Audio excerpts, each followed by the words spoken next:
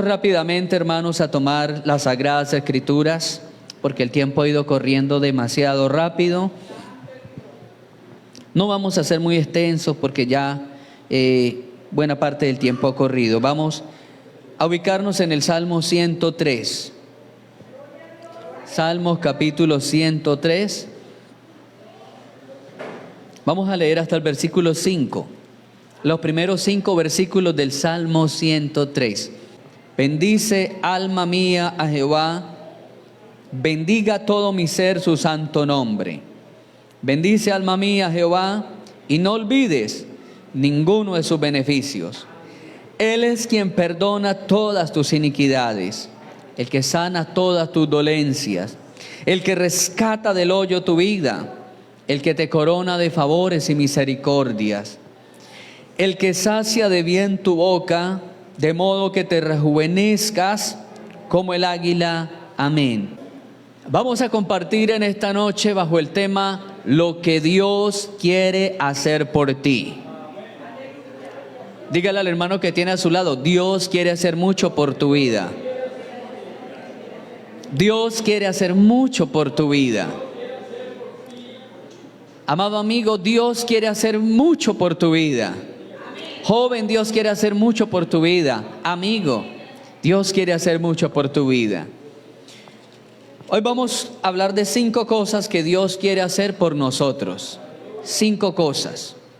Lo primero que Dios quiere hacer es perdonar todas nuestras iniquidades. Luego es sanar todas nuestras dolencias. Tercero, rescatar del hoyo nuestra vida. Cuarto, coronarnos de favores y misericordia. Y quinto, saciarnos de bien. 5 cosas Dios quiere hacer por tu vida.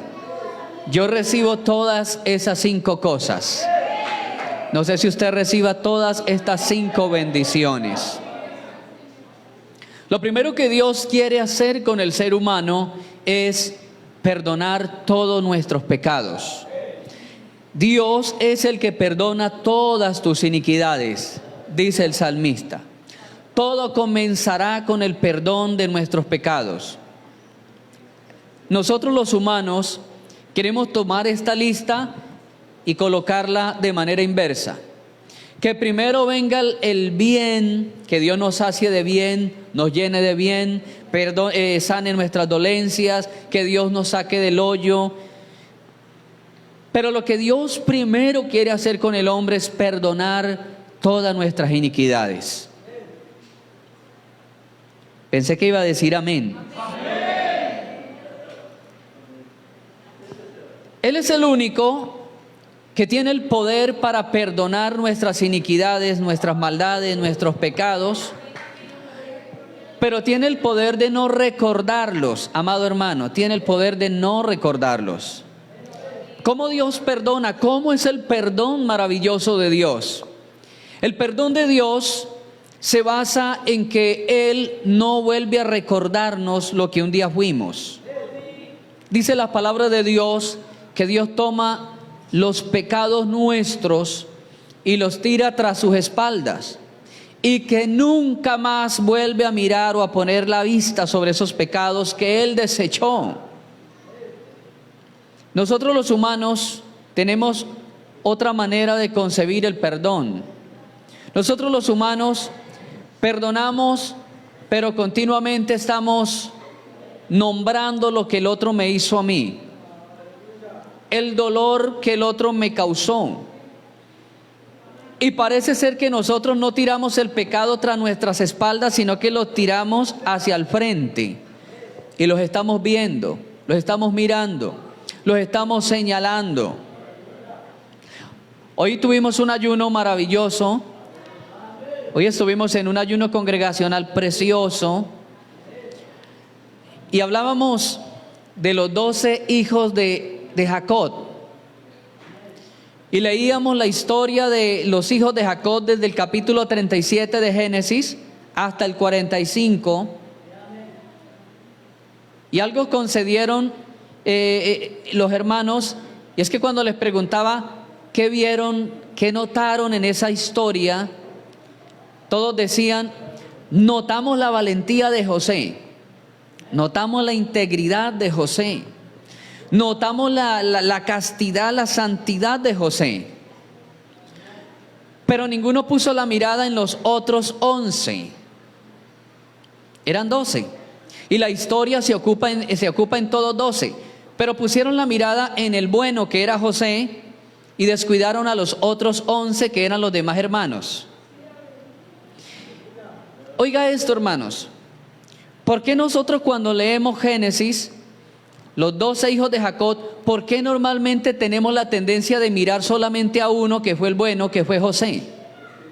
Porque nosotros como humanos demandamos la perfección del prójimo, demandamos que el otro sea bueno, y estamos señalando siempre señalamos el mal que el otro hizo, señalamos el historial que el otro tiene. Pero resulta que cuando usted y yo lleguemos al cielo, dice la palabra de Dios en Apocalipsis, dice que allí hay 24 tronos, unos a un lado de una puerta y otros al lado de otro, 12 a un lado, 12 al otro. Y dice la palabra de Dios que 12 tronos de ellos lo van a ocupar los apóstoles y que los otros 12 tronos los van a ocupar los hijos de Jacob. Esas personas que leemos en Génesis que eran malos y que la fama de ellos corría por toda la tierra, por los pueblos, de que esos hijos eran malos, de que esos muchachos eran malos, resulta que cuando lleguemos al cielo, los primeros que vamos a encontrar en la puerta son a esos muchachos que la fama corría que eran muy malos. ¿Por qué van a estar en el cielo cuando lleguemos? Porque un día fueron perdonados por Dios. Porque sus pecados no residieron con ellos hasta morir. En un momento determinado de la vida, Dios perdonó esas iniquidades. Dice la palabra de Dios que Dios toma las iniquidades nuestras, los pecados, y que los tira a lo profundo de la mar. Lo profundo de la mar. Hasta donde el ser humano conoce hoy día, hasta donde los biólogos marinos conocen, la parte más honda del mar se llama la fosa de las Marianas. La fosa de las Marianas. Es el lugar más profundo que los biólogos marinos han descubierto. 11.600 metros de profundidad. Donde no llega la luz, donde no hay oxígeno, donde la presión del mar destruiría cualquier aparato. No digo que cualquier tipo de vida, porque habrán células y habrá vida microscópica ya en ese fondo. ¿Qué habrá en el foso de las Marianas? La Biblia dice que Dios tira nuestros pecados a lo profundo de la mar.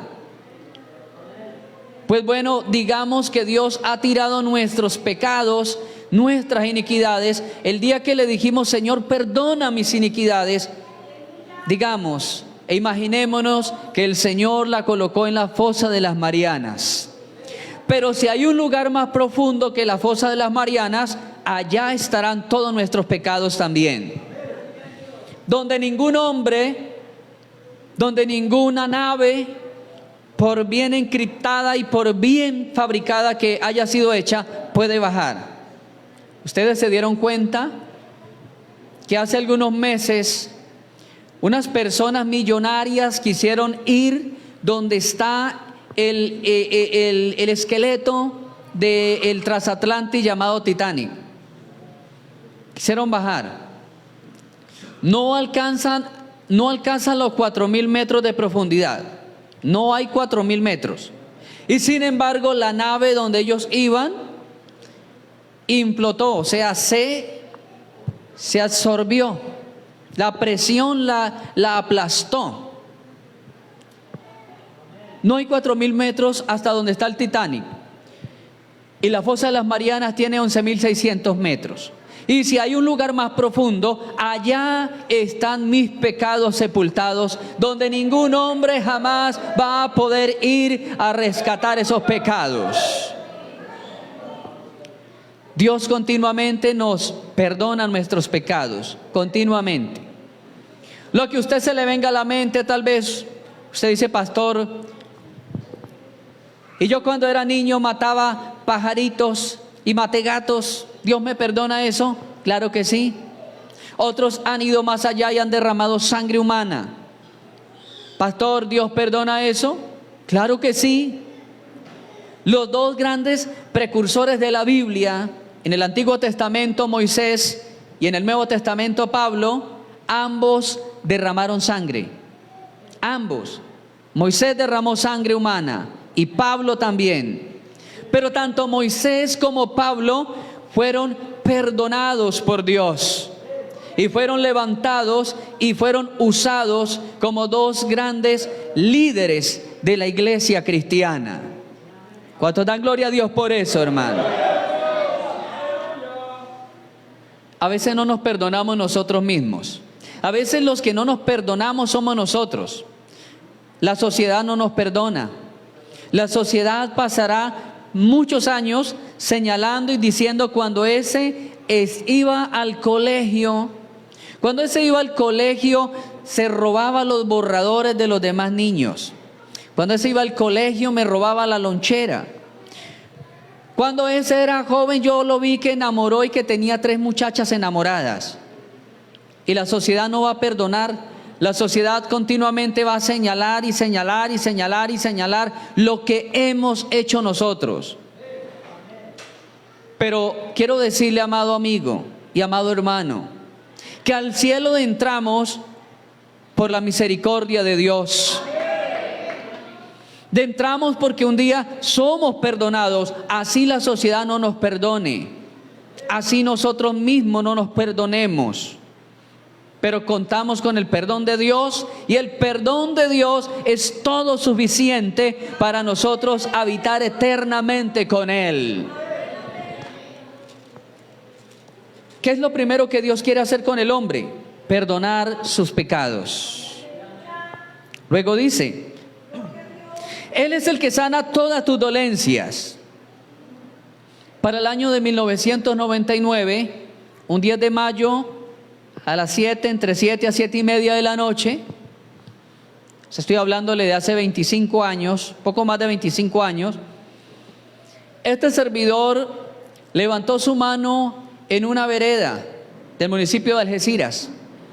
Fui a un hermoso culto donde asistieron algunas 20 personas. Levanté mi mano y le dije, Señor, soy pecador, sé que he hecho mal. No sabía tampoco por qué le pedía perdón, porque nunca me emborraché. Yo le he contado la historia a ustedes, fui enfermo desde mi niñez hasta mi adolescencia. Pero le dije, Señor, te recibo como mi Salvador. Vine a los pies del Señor muy enfermo, desahuciado de los médicos. Había atravesado una cantidad de sitios buscando sanidad, procedimientos médicos, procedimientos naturistas, procedimientos esotéricos, procedimientos de brujería. Una cantidad de cosas había atravesado buscando mi sanidad. Y en el año 1999 recibo a Jesucristo como mi Salvador. Esa noche le dije a Dios, me siento listo y preparado para morir. Ahora sí, llévame, porque me siento preparado. Sentía que había arreglado la maleta para el largo viaje. Llévame, Señor. Ahora sí siento que la maleta está lista. Oiga esto. Yo no entré al evangelio para ser sano. No fui a una iglesia, no oré, no le pedí perdón a Dios para ser sano, sencillamente porque yo era ignorante del poder sanador de Dios. Porque yo no sabía que Dios sanaba. Porque yo no sabía que Dios podía tomar un cuerpo enfermo y restaurarlo totalmente. Yo no sabía eso. No lo sabía. Pero a Dios le plació en pocos meses restaurar totalmente mi salud. Mi voz, que era una voz acatarrada porque tenía asma crónica, mi voz empezó a aclararse, pude cantar, pude correr, Podía bañarme con agua fría porque no podía hacerlo durante mucho tiempo. Tenía que calentar, hervir agua y bañarme con aguas, con hierbas aromáticas. Dejé de utilizar lo que me aplicaban para mi respiración. Dejé de ir a controles respiratorios. Y amado amigo, yo quiero decirle que Dios es tan real como yo tocar este vidrio. Que Dios es tan real como esa silla plástica donde usted está sentado en este momento. Que Dios es tan real como la ropa que usted lleva puesta. Y que así como Él me sanó, como Él me dio un nuevo pulmón, porque el daño de mi cuerpo era mi pulmón izquierdo, que hizo que el corazón de mi papá y el corazón de mis hermanos creyeran en un Dios vivo, no en el Dios de la religión, sino en un Dios vivo, en un Dios verdadero. ¿Qué fue lo que hizo Dios para que ellos creyeran? Dios sanó mi cuerpo. Dios sanó mi pulmón, me dio un pulmón nuevo. Y todos los medicamentos que tenía de fármacos, de laboratorios, quedaron arrumados. Las novenas que me había dado un hechicero, un libro de novenas, quedó arrumado. Todos los ungüentos que me dieron en tiendas naturistas quedaron arrumados también. Porque el poder de Dios superó todos aquellos remedios. El poder de Dios superó todos aquellos tratamientos.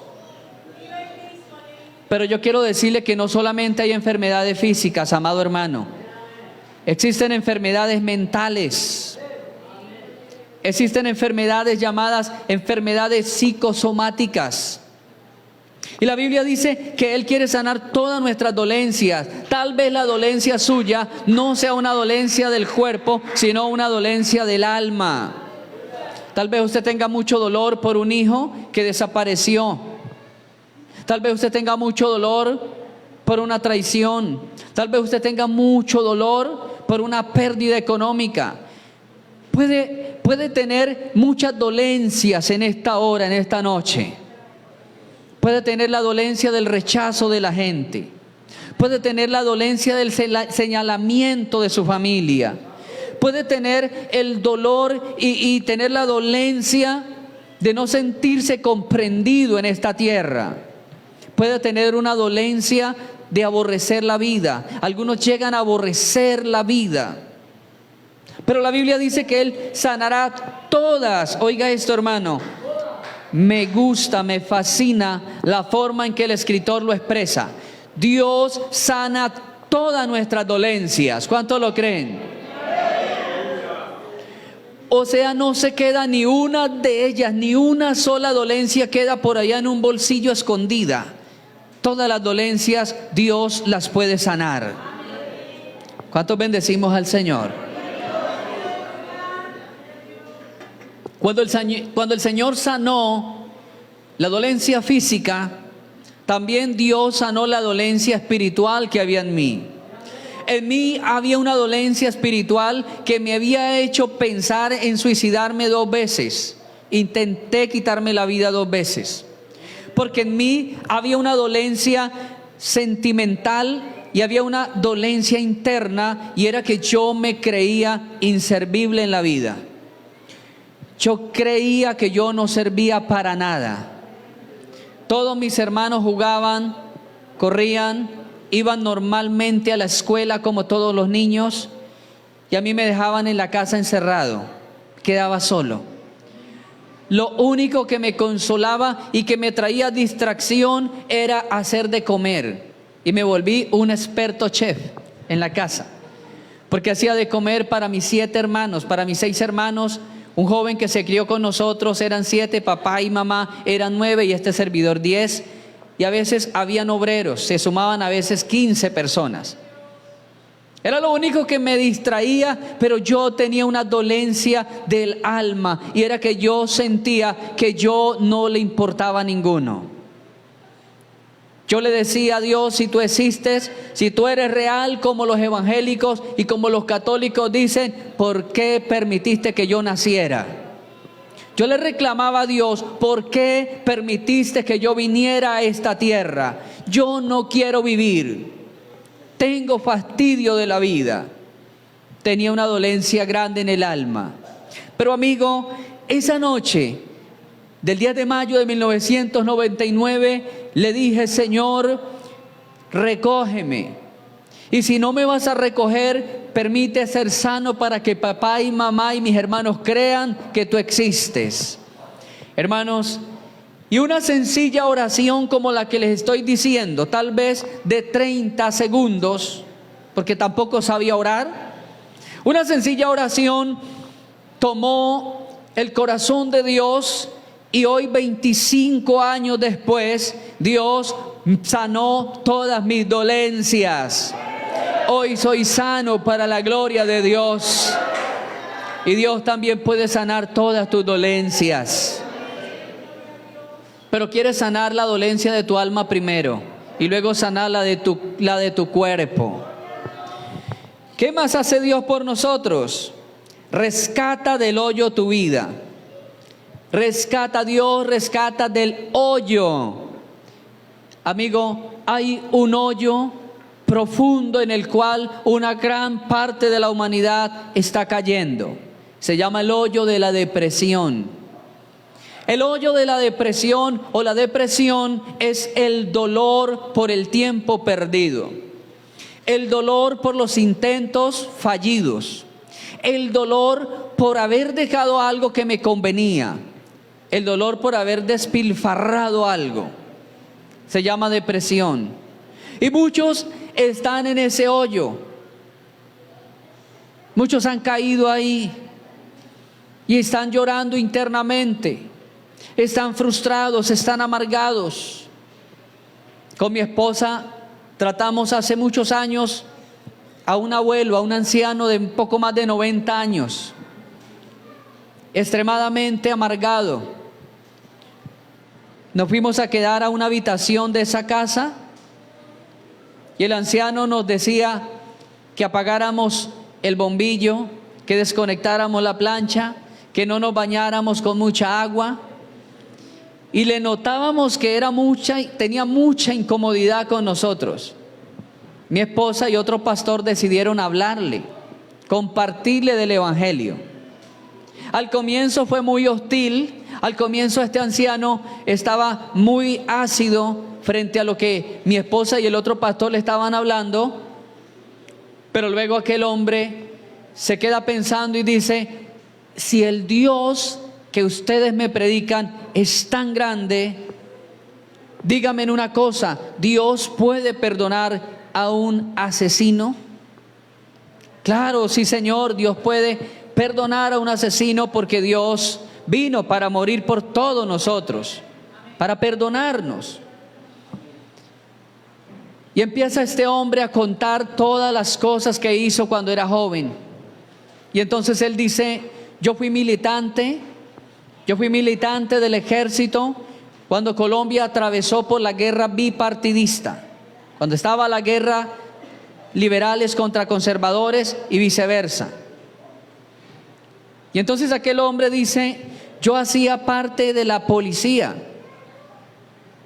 que iba con tendencia conservadora y llegábamos a las casas de las personas que profesaban la política liberal y acabábamos con todos, os acabábamos a todos. Acabábamos con todo el que se opusiera al color azul. Color rojo. Dice él, empacábamos los dedos y las orejas en bolsas, le aplicábamos sal para que no se descompusieran tan rápido y llevábamos las bolsas llenas de orejas y dedos para mostrar que sí habíamos hecho el trabajo bien. Luego nos poníamos a contar cuántos dedos y cuántas orejas de todas las masacres que hacía. Decía él, y hoy que soy un viejo, el recuerdo, las súplicas, los gritos, las imágenes me persiguen continuamente.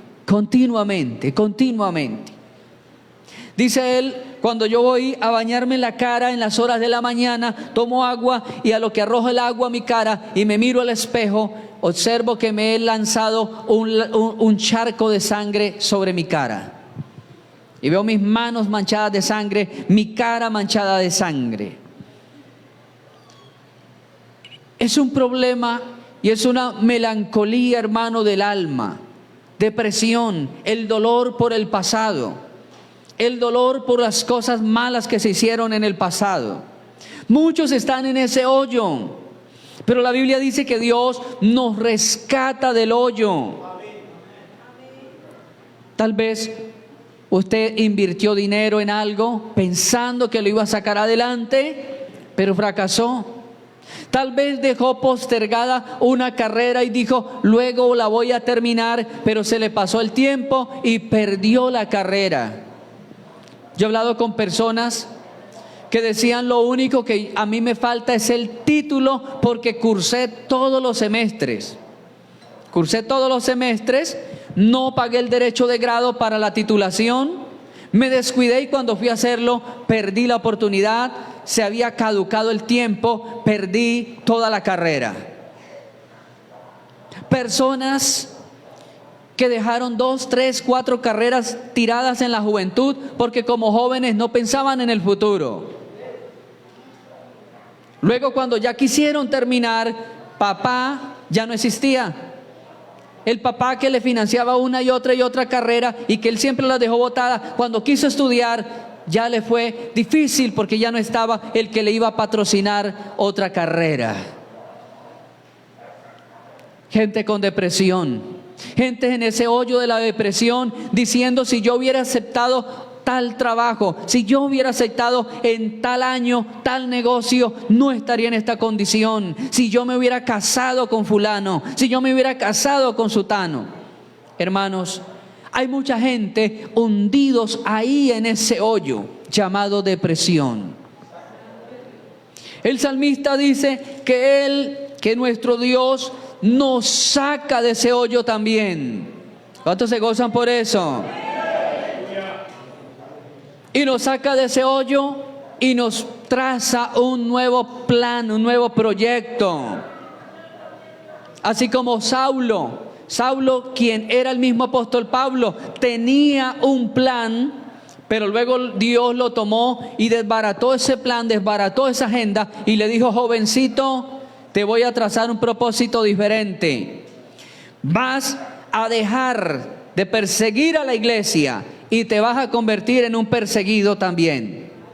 De perseguidor vas a pasar a ser perseguido. Y así lo fue, amado hermano. Dios nos quiere sacar de ese hoyo para trazar nuevos proyectos, nuevos propósitos.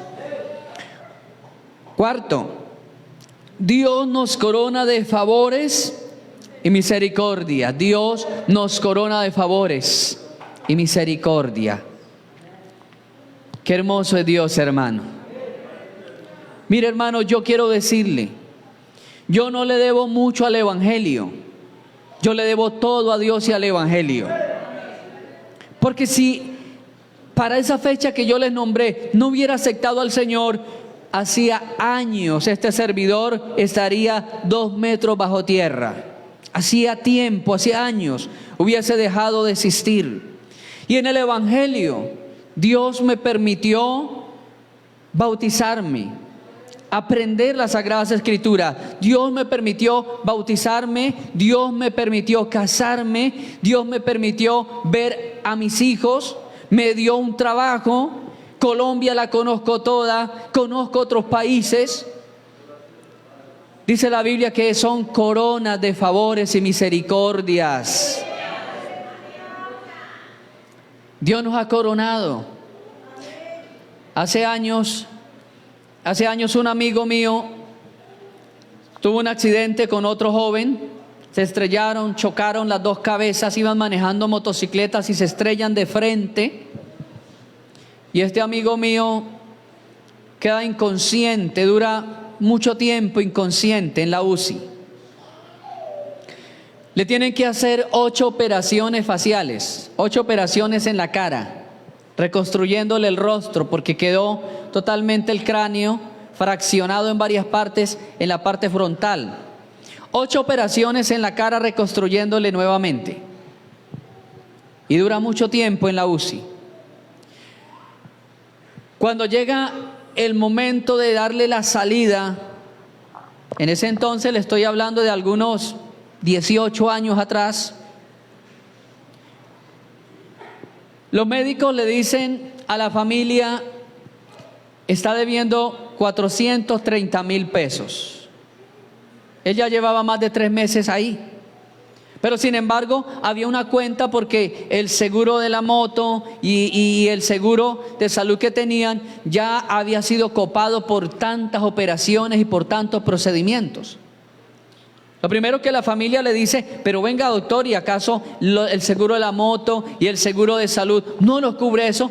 Y empiezan a explicarle, tal operación costó tanto, le hacen una suma y ya estaba copado los seguros.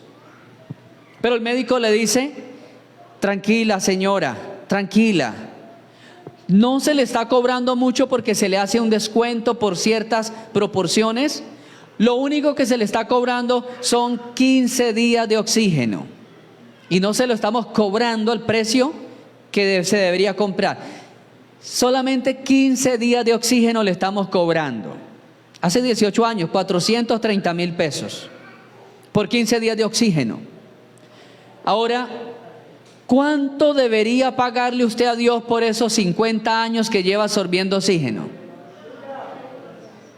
Si el hombre cobró eso por 15 días, imagínese cuánto le estaríamos debiendo a Dios por estos 40 años que llevo yo absorbiendo oxígeno de parte de Dios. ¿Cuánto paga usted de luz, de energía mensualmente?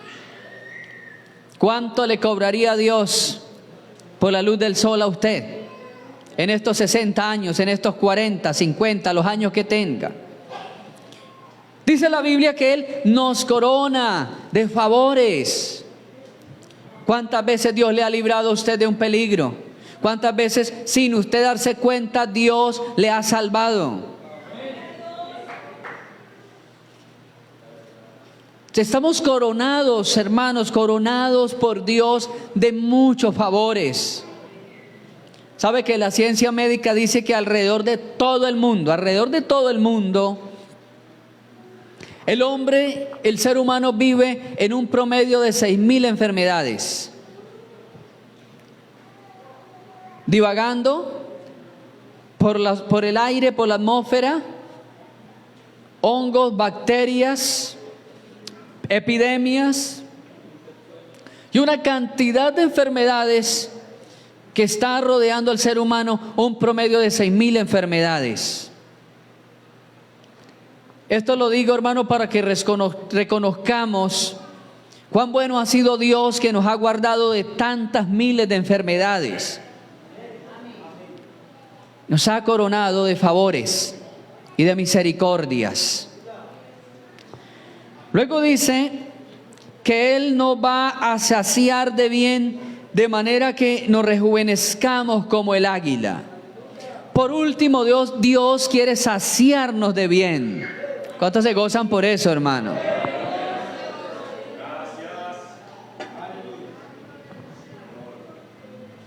Mire, amado, en ninguna de estas partes nos dice que Dios nos va a dar todo cuanto pidamos, pero sí nos dice que Él nos va a saciar de bien, que Dios nos va a permitir rejuvenecernos como el águila, tener fuerzas nuevas. Uno de los efectos físicos que causa la transformación del alma es también la expresión física de la persona. Las personas que están en el Evangelio, que tratan de vivir el Evangelio, son reconocidas donde quiera que van, la gente, no solamente por el vestido, porque hay personas que lo miran y le dicen, usted debe ser evangélico, usted es evangélica. Sí, Señor, ¿por qué? Porque se le nota algo diferente, se le nota algo distinto. En muchas ocasiones yo he estado comprando y me preguntan, disculpe, ¿usted es evangélico? Sí, señor. Aunque una vez en Algeciras me preguntaron, ¿usted es el nuevo párroco municipal?